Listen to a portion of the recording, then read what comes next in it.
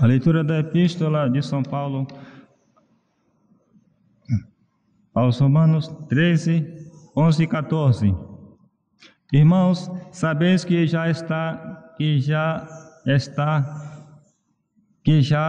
é hora de despertarmos do sono, pois a salvação está agora mais perto de nós do que quando abraçamos a fé. A noite vai avançando e o dia de Cristo se aproxima. Renunciemos, portanto, às obras das trevas, revestindo-nos das armas da luz.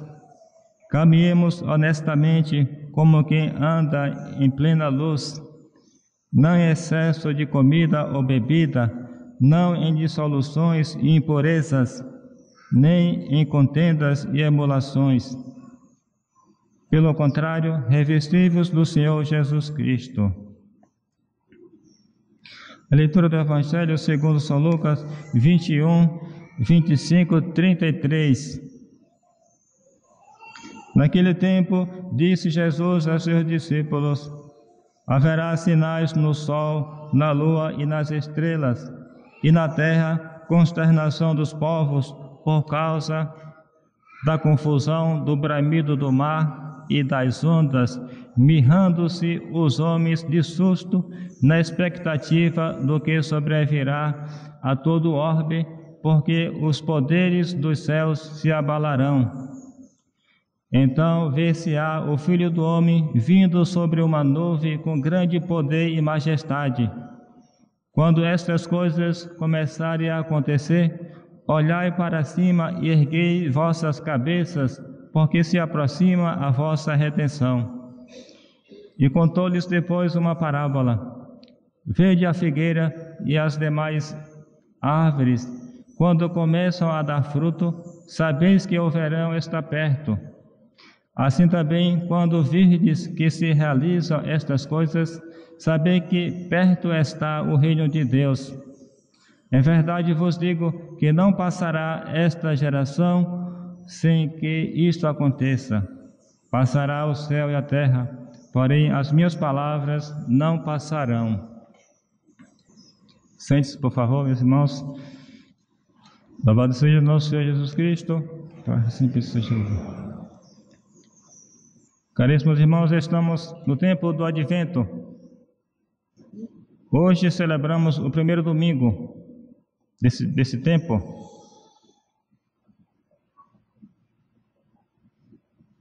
Que quer dizer vinda, chegada. É o tempo, então, preparatório para a primeira vinda de Nosso Senhor, o Santo Natal, e que fará uma segunda vinda no fim do mundo.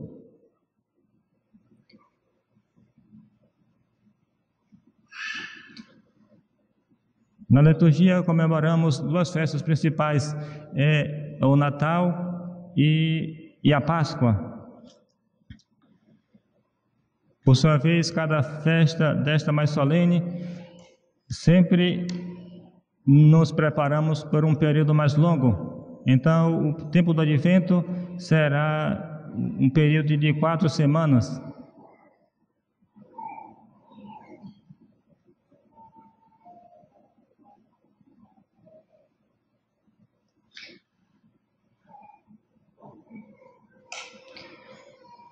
Esse tempo não é tão rigoroso como o tempo da Quaresma, mas nos sugere algumas penitências. Os senhores perceberam, por exemplo, na Santa Missa, algumas mudanças. Os paramentos cor violácea, não se usa a flor, não se toca o órgão na igreja, omite-se o Gloria in Excelsis.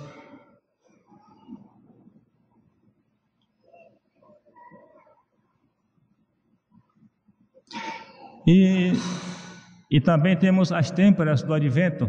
Na terceira semana do Advento, temos os 3 dias de penitência, jejum e abstinência, na quarta-feira, na sexta-feira e no sábado.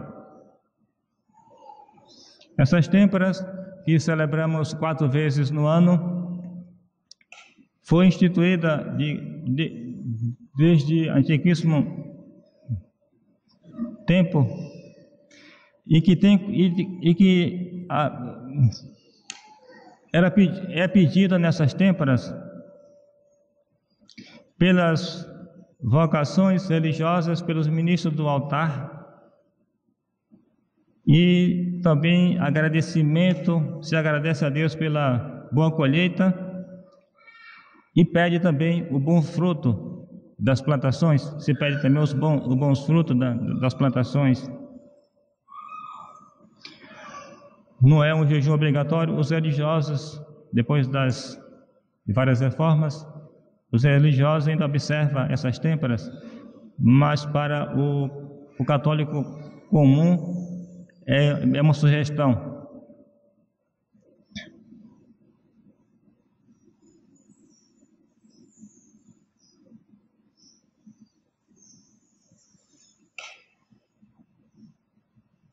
Três figuras nos é apresentada nesse período. A figura de Isaías, que anuncia como um pregoeiro o nascimento de Jesus Cristo. São João Batista como precursor. Os profetas vinham através dos séculos indicando que viria o Redentor, o Messias. E São João Batista, por sua vez, contemporâneo de Nosso Senhor, como precursor, aquele que veio na frente preparar, apontou diretamente: este é o Messias profetizado através dos séculos. E a terceira figura é a Santíssima Virgem. Esta estação de hoje, esta festa de hoje, é tradicionalmente celebrada na igreja de Santa Maria Maior, em Roma, onde se encontra as tábuas do presépio de Belém.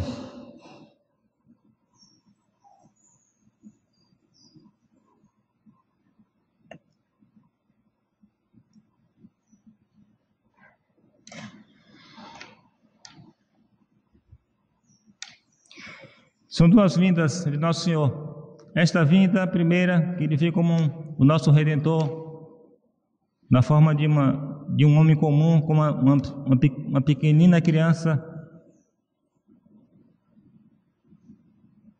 para nos atrair mais fácil.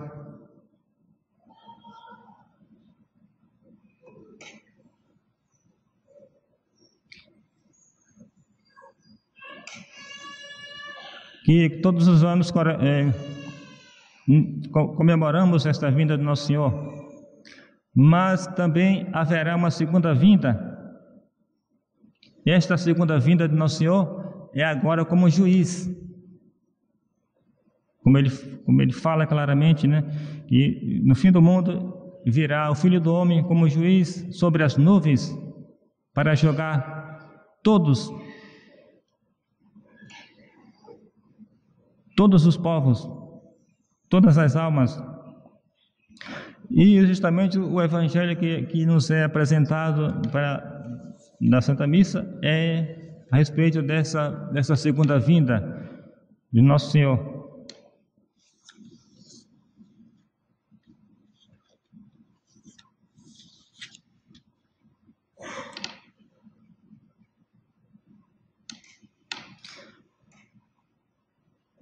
Começa: haverá sinais no céu, no sol e nas estrelas.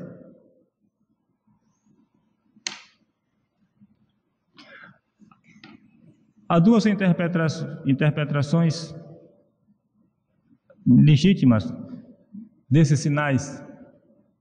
A primeira é que os santos padres afirmam que esses acontecimentos serão reais. Haverá realmente escuridão no sol, escuridão por sua vez na lua, e agitação nos astros, no mar, na terra, em toda parte. E os fundamentos as bases dos firmamentos serão abaladas.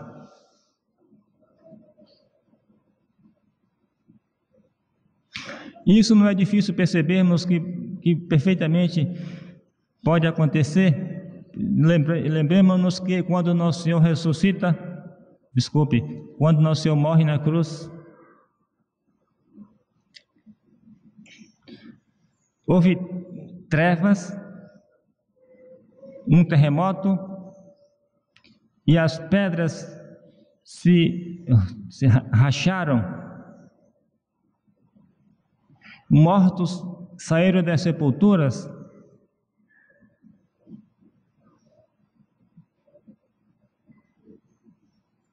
Ali foi só uma pequena demonstração da ação do pecado, como desorganiza todas as ordens, mesmo a ordem natural, mesmo os fenômenos da natureza.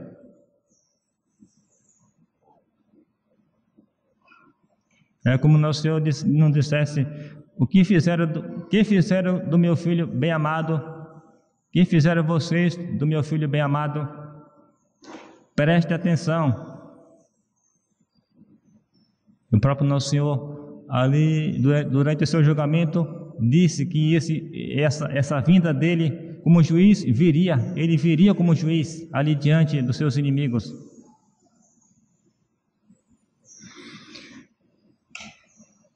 E as catástrofes mais marcantes que conhecemos da Sagrada Escritura, também é marcante a relação com o pecado, o dilúvio, a destruição de Sodoma e Gomorra, Seboim e mais aquelas cidades em volta.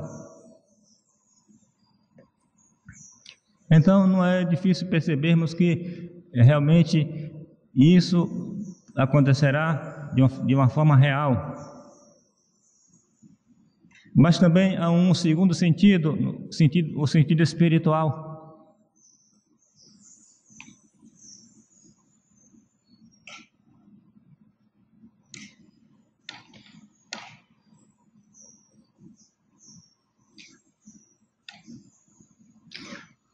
Haverá sinais no sol, na lua e nas estrelas, terríveis efeitos do pecado. Os sinais do céu na terra representam os estragos produzidos pelo pecado na alma e no corpo do pecador.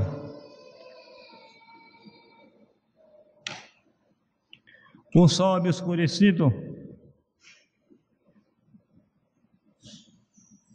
simboliza a luz de Jesus Cristo, o qual o pecador não quis andar,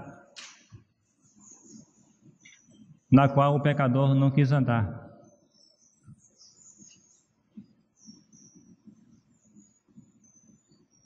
A lua não tornará dar a sua luz. A verdade será até o fim do mundo. A verdade será anunciada até o fim do mundo, e não faltará pregadores.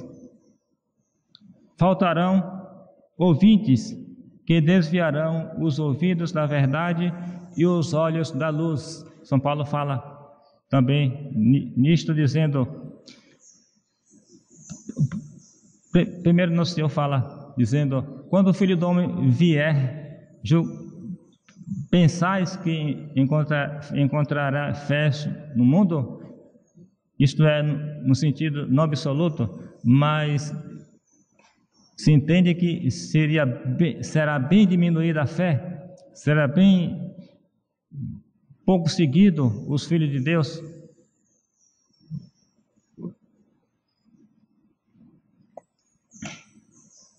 E São Paulo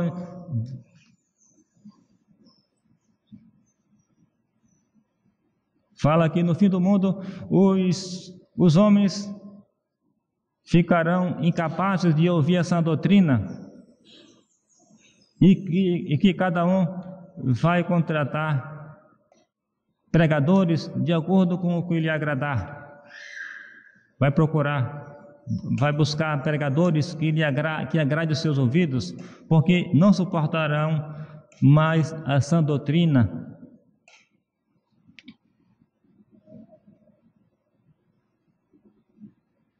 Hoje, por exemplo, na atualidade, como essa sã doutrina, a doutrina católica, a doutrina que Nosso Senhor deixou, ela causa escândalo nos ouvidos, os nossos dogmas mais comuns causam escândalo diante do ouvido do mundo.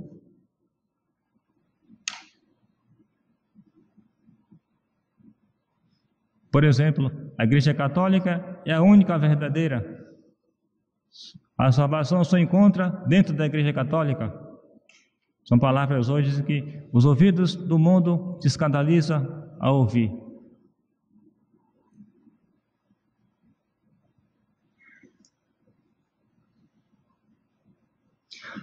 A lua também pode ser comparada à alma, que é adornada da graça santificante, brilha da mais viva claridade e que perde toda a sua beleza quando desaparece a graça.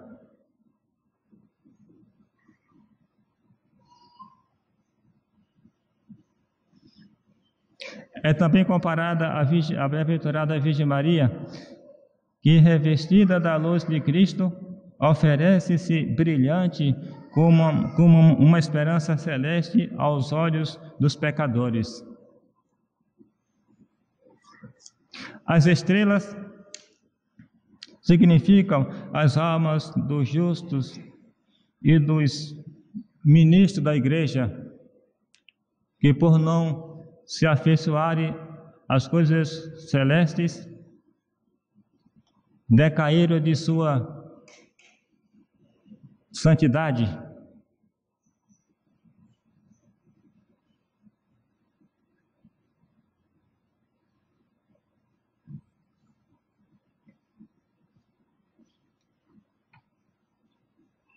Então, o que mais se destaca aqui nesse Evangelho, um ponto que podemos tirar para praticarmos no Advento, se não em toda a nossa vida, é meditar no pecado. O mal do pecado se define, é uma desobediência voluntária à lei grave, à lei de Deus.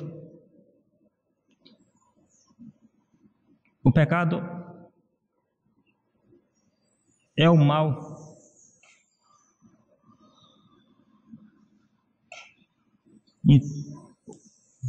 Intrinsecamente mal, é uma coisa que é mal por si mesmo, por si mesma. E todo esse cenário, toda essa história foi por causa de um pecado, o pecado de Adão e Eva. Jesus Cristo padecia tanto por causa daquele pecado de Adão, mas Nosso Senhor, em nosso socorro, providenciou os recursos necessários para nos reabilitarmos através de Jesus Cristo, e que assim nos oferece com essa primeira vinda.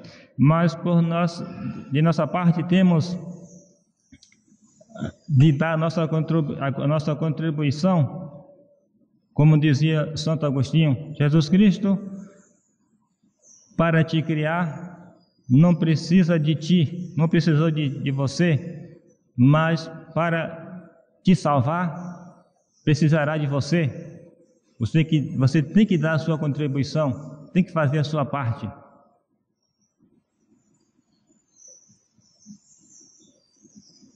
Santo Tomás enumera 10 pecados que deixam a sociedade doente, a sociedade enferma.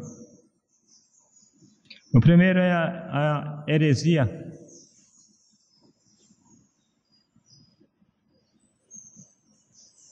Se separar da igreja verdadeira, Jesus Cristo fez, a Igreja Católica, e combater também essa doutrina conhecida. O segundo é a blasfêmia, o xingamento a Deus diretamente e de forma indireta também, através da heresia também. A gula, o terceiro pecado é a gula. O quarto é a avareza, apego desordenado às coisas, os bens materiais, a riqueza. O quinto pecado é a soberba, forma de orgulho, querer ser mais do que tudo, até mesmo do que Deus.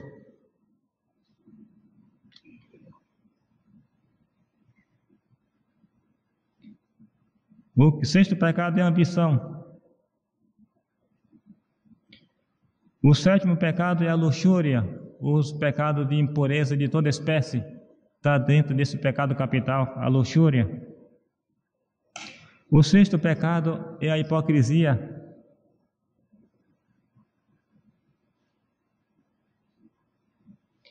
É um dos pecados que mais provoca a ira de Deus e que proporciona um castigo maior, é a hipocrisia.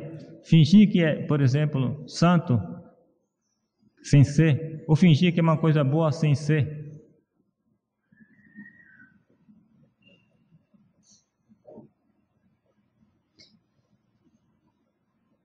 O nono pecado é a injusta perseguição contra o próximo. O décimo pecado é a desesperação final.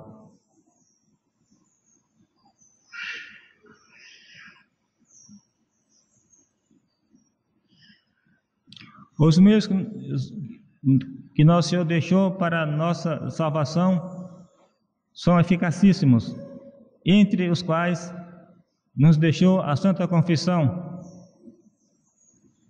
Pecador todos somos. O que precisa da nossa parte é uma honestidade diante do nosso Senhor. É uma retidão diante do nosso Senhor. Porque, por exemplo, referente à confissão, um sacramento tão eficaz para apagar os pecados, mas quantos não utilizam mal desse socorro de Nosso Senhor? Santa Teresa fala: quantos não vão para o inferno por causa da confissão? Claro, todo mundo entende, não é por causa da confissão em si, mas por causa das más confissões. Ou nunca se confessando, tem o demônio do silêncio do pecado que trava a boca do pecador e que ele não quer confessar-se ao Padre. Ou também as confissões feitas por estímulo do outro, quer dizer, por insistência do outro, ou para se mostrar praticante diante da comunidade, ou ocultando pecados graves, ou não se emendando dos pecados confessados, dos pecados cometidos. Essa falta de emenda, Santo Afonso diz assim: pobres confessores.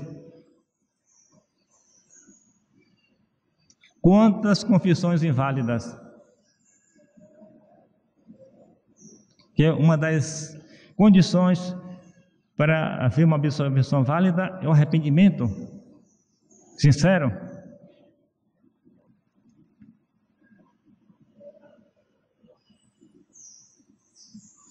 Mas não podemos e esquecer que sem arrependimento não há salvação.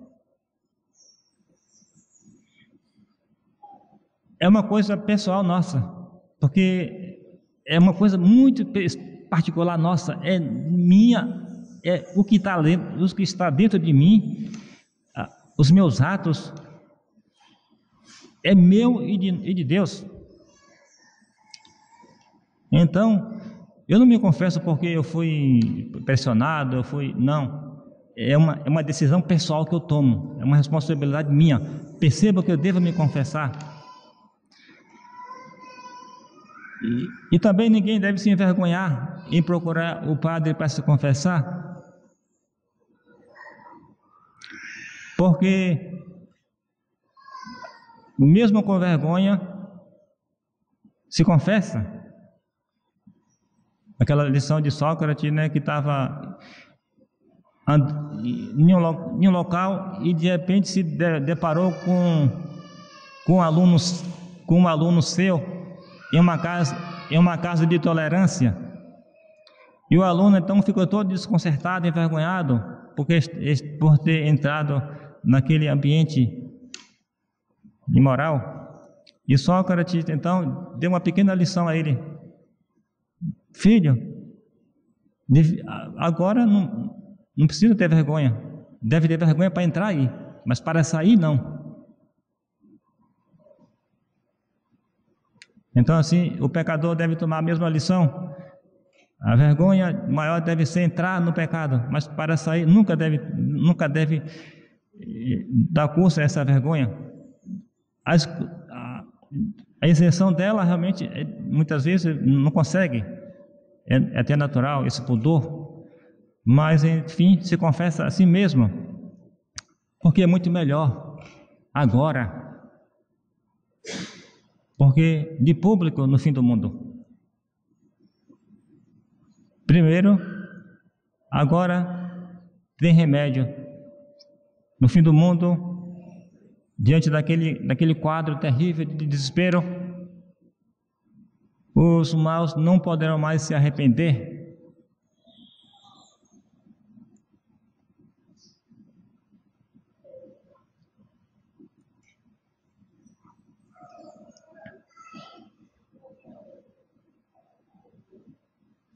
E uma vez que não se confessa, também não pode receber uma garantia para a sua salvação, que é a Santa Comunhão.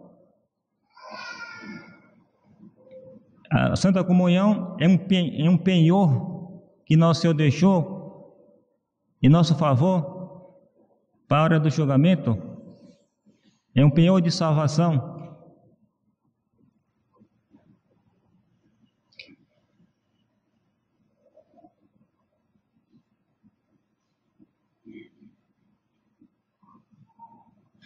Então, meus caros irmãos, está aqui rapidamente lembrado a gravidade do que é o pecado e que ele é um motor de desordem de toda espécie. Acho que se os ecologistas conhecessem essa realidade do pecado e começassem a pregar contra o pecado e viver uma vida santa, eles transformariam o mundo em um Éden em pouco tempo.